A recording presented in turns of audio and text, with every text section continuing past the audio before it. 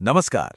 कभी सोचा है कि एक नागरिक होने के नाते हमारे पास सबसे जरूरी ताकत क्या है? वो कौन से अधिकार हैं जो हमें एक सम्मानजनक जिंदगी जीने का भरोसा देते हैं?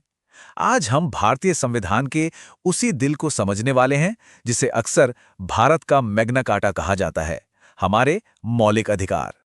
तो ये मैग्ना कार्टा शब्द आया कहां से? देखिए, जैसे 13वीं सदी के मैग्ना कार्टा ने इंग्लैंड में राजा की मनमानी पर रोक लगाई थी, ठीक उसी तरह हमारे संविधान का पार्ट 3 सरकार की ताकत को सीमित करता है। ये पक्का करता है कि हर नागरिक का विकास हो, उसे सम्मान मिले। सच कहूं तो ये हमारे लोकतंत्र की असली बुनियाद है। तो आज की हमारी बातचीत का रोड मैप कुछ ऐसा रहेगा।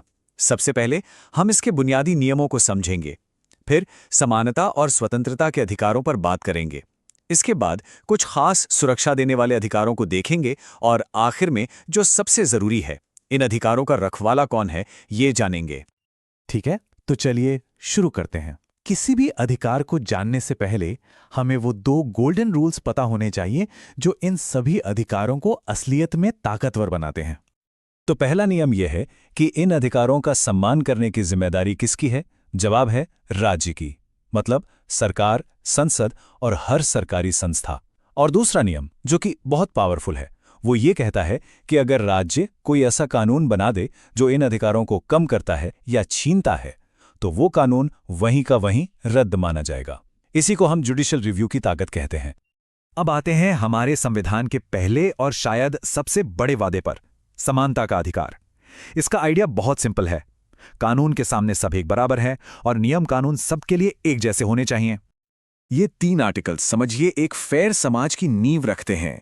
आर्टिकल 14 कहता है कानून से बड़ा कोई नहीं। आर्टिकल 15 कहता है कि किसी भी पब्लिक प्लेस जैसे दुकान, होटल या तालाब पर किसी के साथ भेदभाव नहीं हो सकता। और आर्टिकल 16 ये सरकारी नौकरियों में सबको बराबर मौका देने की गारंटी है। लेकिन समानता के अधिकारों में एक आर्टिकल ऐसा है जो सिर्फ एक कानून नहीं बल्कि एक सामाजिक क्रांति का ऐलान था। आर्टिकल 17 जो छुआछूत यानी अस्पृश्यता को पूरी तरह से खत्म करता है और इसे एक सजा पाने वाला जुर्म बनाता है। ये हमारे समाज पर लगे एक बहुत पुराने दाग को मिटाने की एक हिम्मत भरी कोशिश थी। और इसी बराबरी के विचार को और मजबूत करने के लिए आर्टिकल 18 ने राजा, महाराजा जैसी खानदानी उपाधियों को खत्म कर दिया।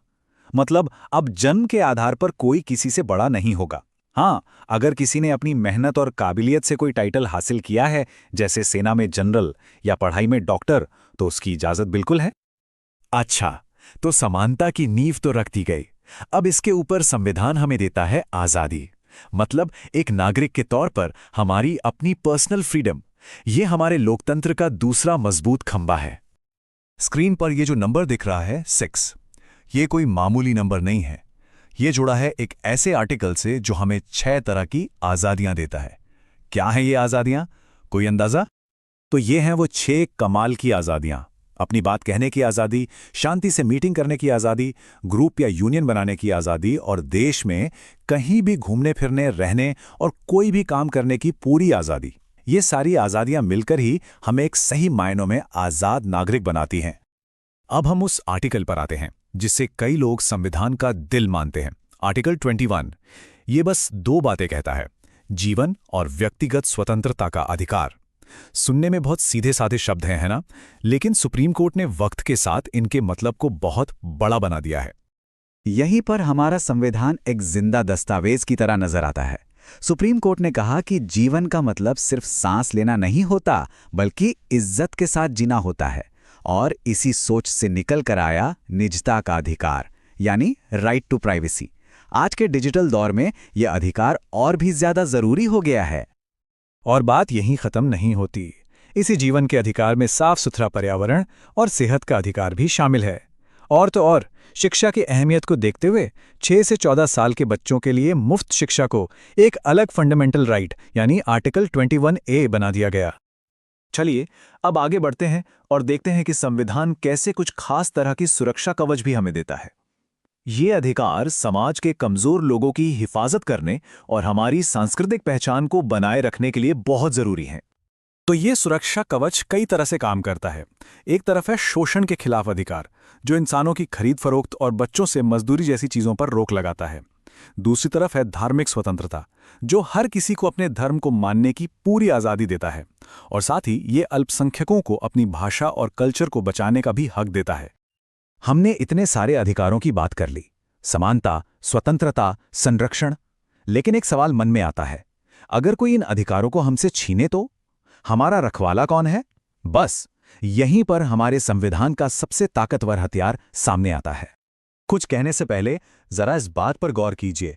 संविधान बनाने वाले डॉक्टर B.R. अम्बेडकर ने एक आर्टिकल को संविधान की आत्मा और उसका दिल कहा था। सोचिए जरा, वो अधिकार कितना ज्यादा जरूरी होगा जिसे ये दर्जा दिया गया हो। और वो अधिकार है आर्टिकल 32।